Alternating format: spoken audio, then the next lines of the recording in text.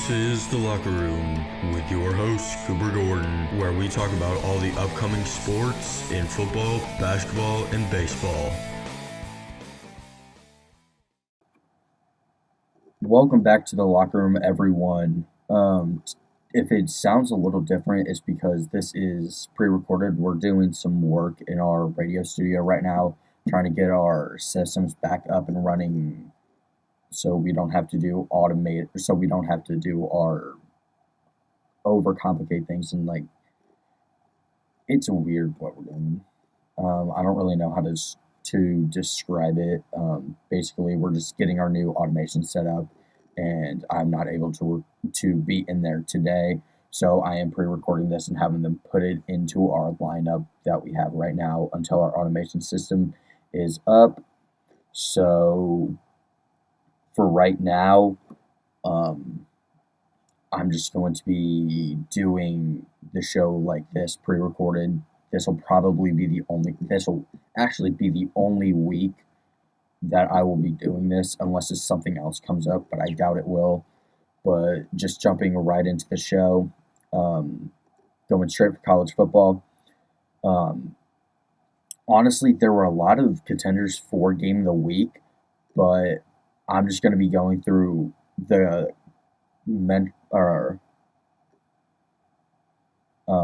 who the opponents were for Game of the Week. I don't know why I can't think of words today, but yeah. So these were all contenders for Game of the Week for me. Going through it right now, just Penn State, who is 7th, versus Iowa, 24th. Honestly, I think this will be a really, really good game. I haven't seen any game from Penn State this year, and I saw a little bit of the Iowa State game, but from what I can tell and what I've been reading, that Penn State defense is actually kind of good. They only allowed, I believe it was 73 yards of rushing offense against Syracuse last week.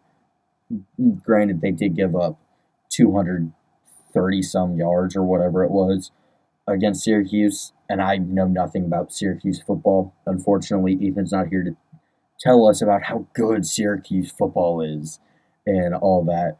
But I can see this being a pretty good game, with Iowa having, actually, in my opinion, having a pretty good offense this year. Cade McNair, the Michigan transfer, is actually doing pretty well at quarterback in Iowa. So we'll see what they can do in this game. It is a whiteout game for Penn State, so it is definitely going to be a night game. I love whiteout games for Penn State. I will try and tune into this game as much as possible. Honestly, I might just do split screen between this and the Ohio State Notre Dame game, because both of those are going to be outstanding. Well, this game is going to be outstanding, and then I really, really need to watch the Ohio State game. I haven't been catching as many Ohio State games as I should as an Ohio State fan, but yeah, I do think that'll be a good game. But I have Iowa pulling out the upset as long as they can pass the ball at will. I think they'll be able to win this game. Their defense is solid enough, only allowing about 100 yards for passing and rushing last week. I do not remember who their opponent was last week, but yeah, it should be a good game. I have Iowa winning it. Moving on to UCLA, Utah. I actually don't really have much to talk about on this game. Utah's 11th, UCLA's 22nd. I actually haven't been able to watch much of either team, mainly because they're both Pac-12 teams, and Pac-12 usually plays night games, and I have to be up at 5 in the morning every day, so I'm just not staying up for that. But yeah, I feel like that could be a good game. Utah's probably going to win, even though 2 weeks ago against Baylor, they almost got beat. I talked about that on my show, I'm pretty sure. I don't remember. Days start to bleed together at this point. But honestly, I was kind of hoping for Baylor to win that. But Utah did pull it out, but I still have them pulling out this game against UCLA. Now, moving on to Alabama versus Ole Miss. Oh, I've been waiting all week to talk about Bama. Bama's 13th, Ole Miss is 15th. Yeah, Bama sucked last week. I just want to come out and say that Bama sucked in the first half last week, and even in the second half, they kind of sucked against USF, University of South Florida. Yeah, they kind of sucked. I'm not gonna lie. I didn't really watch that game. I watched the third quarter, and then I turned it off because I realized Bama's gonna win that game. So I just turned it off because I just hate seeing Bama win, and it was just gonna put me in a bad mood for the rest of the day. So I just didn't want to deal with that. But yeah, both teams have had tough opponents. Bama, their tough opponent was Texas, and they lost to Texas. Oh, I was so excited watching that. Let's go. And then Ole Miss's tough opponent was Tulane, who was ranked 22nd in the nation. Tulane is actually kind of an underrated team. I'm not gonna lie. I was watching a little bit of that game, and I was impressed with what I saw with Tulane. But yeah, this is probably going to be a pretty good matchup. It's definitely going to be interesting. Both SEC schools, and Bama is coming off of a tough win, which I never thought I would say. Bama coming off of a tough win against University of South Florida. Never thought those words would ever come out of my mouth.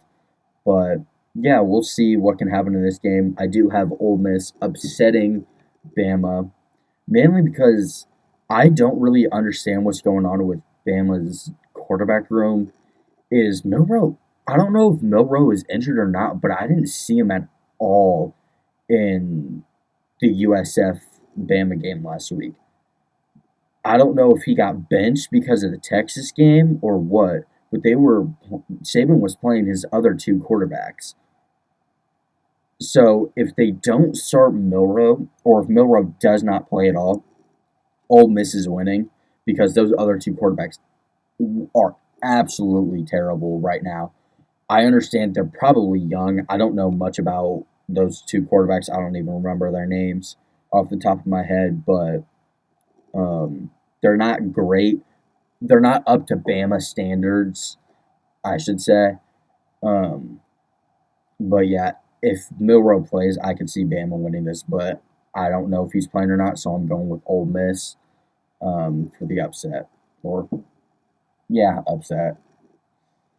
Moving on to Ohio State versus Notre Dame. Ohio State is 6th, Notre Dame is 9th. Neither team has really faced any good teams, which is sad, especially from an Ohio State fan, because Ohio State has not been did not play very well in the first 2 weeks. That IU game was absolutely atrocious week 1. Still mad about that, even though we did pull out the win. Ohio State isn't really performing how they usually do and not really up to standards. Honestly, depending on how the season goes, I think this might be Ryan Day's last year. If he beats Michigan, his job is safe, no matter if he wins the national championship or not. But I don't know how safe his job is right now.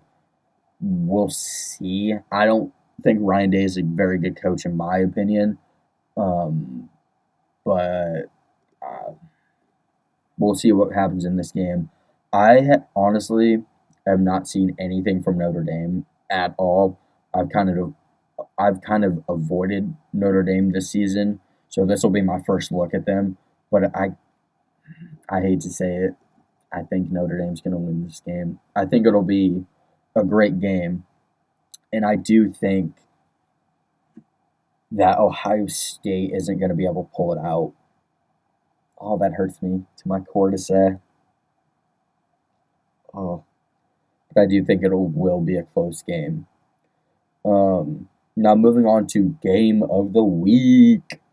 Um, Honestly, actually, pretty much everyone had the game of the week being Ohio State Notre Dame. I think that's ridiculous. That should not be game of the week.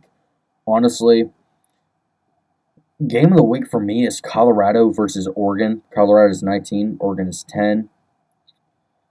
Honestly, this is the toughest opponent for either team. It's also the perfect test for Colorado after getting shaken up by Colorado State last week, which going into double overtime versus Colorado State, I understand it's a rivalry game and those tend to be close, but how? How? I'm still baffled by it. And I even rewatched the game yesterday, and I'm still baffled at what happened. But I do think this will be an interesting game to watch and a fun game to watch as well. Colorado unfortunately does not have Travis Hunter for the next 3 to 4 weeks with a lacerated, I believe it was a lacerated liver, if I remember correctly. It has something to do with his liver, which if it is a lacerated liver, how is Travis Hunter only going to be out 3 to 4 weeks? That makes no sense to me. But with Colorado, this is their biggest test all season. And yes, I'm saying that even though I know they played TCU, who was ranked 17th at the time, and beat them by a lot, and having Shedeur Sanders throw for 500 yards, if I remember correctly. But yeah, this is going to be their toughest opponent. Now, I've not seen anything from Oregon because once again they're Pac-10 or Pac-12 school, sorry. And they usually play at night. Colorado has been playing more during the day, so I've gotten to see a lot of them. I watched parts of every single one of their games. But yeah, this should be a fun test. I'm going to say something real quick that I know a lot of people aren't going to agree with, but I'm going to say it anyways because I don't really care. This is Bo Nix's toughest challenge because Colorado actually plays defense, and they are the only Pac-12 school that I have seen that actually plays defense. Now, a lot of those Pac-12 teams that are going to the Big Ten and the Big 12, where they actually play defense, they're going to be in for a rude awakening next year, which is going to be very fun for me to watch, especially as a Big Ten fan. See Oregon and USC, and I honestly do not remember who else is. Oh, Washington. It's actually going to be sad for me to watch Washington suck next year, probably. Because I do kind of like Washington. But yeah, I do think that's going to be Bo Nix's toughest challenge, I should say, is against that Colorado defense. They do have a really good defense, so we'll see what happens in this. But I do have Colorado winning in an upset against Oregon. But that's all I have for college football. Moving on to NBA. It's the first time I'm talking about this this month. The Pacers are shopping around Buddy Hield. They could not come to terms with a contract. I believe he's still under contract for this season, but not next season. So they are shopping Buddy Hield around. I don't love it, but I don't hate it. I think of it like this. You're taking away the veteran voice of the locker room, in my opinion. I don't know what actually happens behind the scenes, so this is just opinion. You're taking away a veteran voice in the locker room, but I think you're also gaining one in Tyrese Halliburton, having him be molded into more of a star of the team, more of a leader, and put him into more of a leadership role in that team.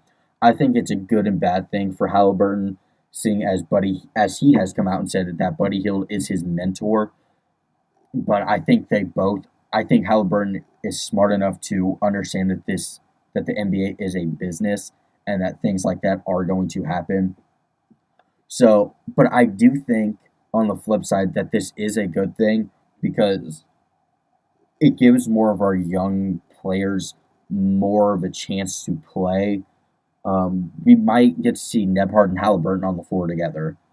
We might get to see Nebhard, Halliburton, and Matherin and Oshibwe.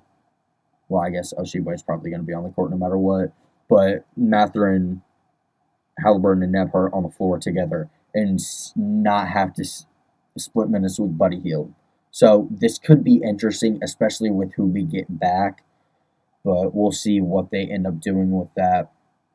Now, moving on to the NFL, um, some unfortunate news coming out of Indianapolis Colts.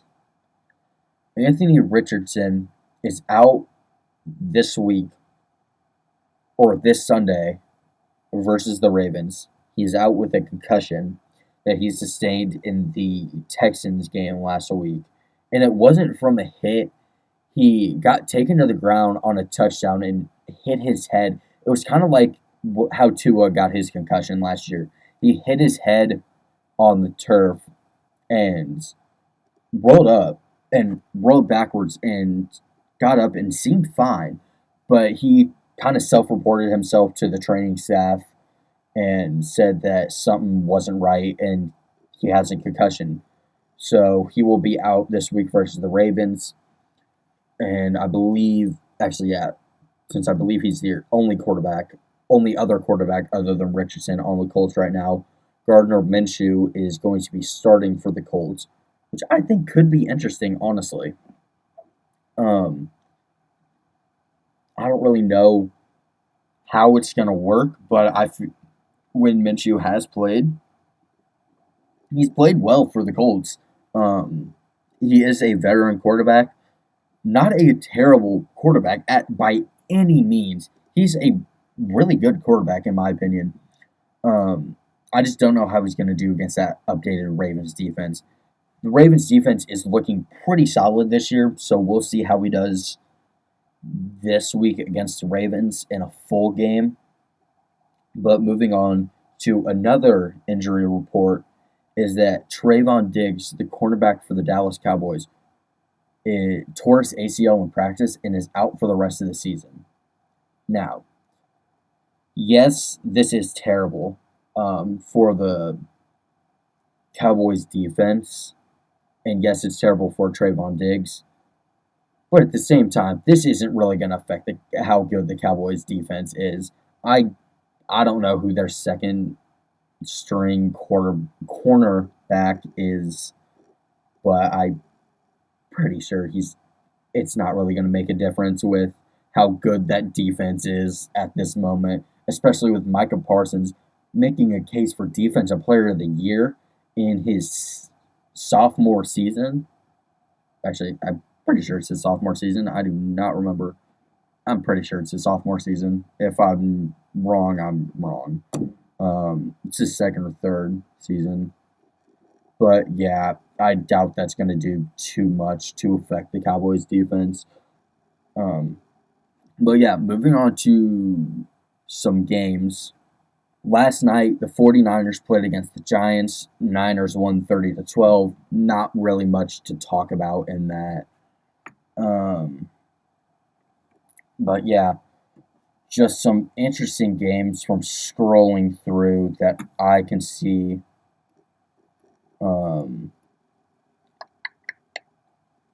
Honestly, Colts Ravens, that'll be interesting for what I talked about, seeing how Minshew does. Honestly, not really any great games this week. I mean, yeah, not really any good games. The only decent game that I see is Bengals Rams. We'll see how that one goes. I don't really know how it's gonna go, but we'll see. Joe Burrow did say that he re-aggravated his calf, so we'll see if he plays in that game. First of all, but second, if we'll see how he performs. But I do think that the Bengals will win that game. But yeah, that's all I have for you this week. I will see you next week, hopefully live. So yeah, peace.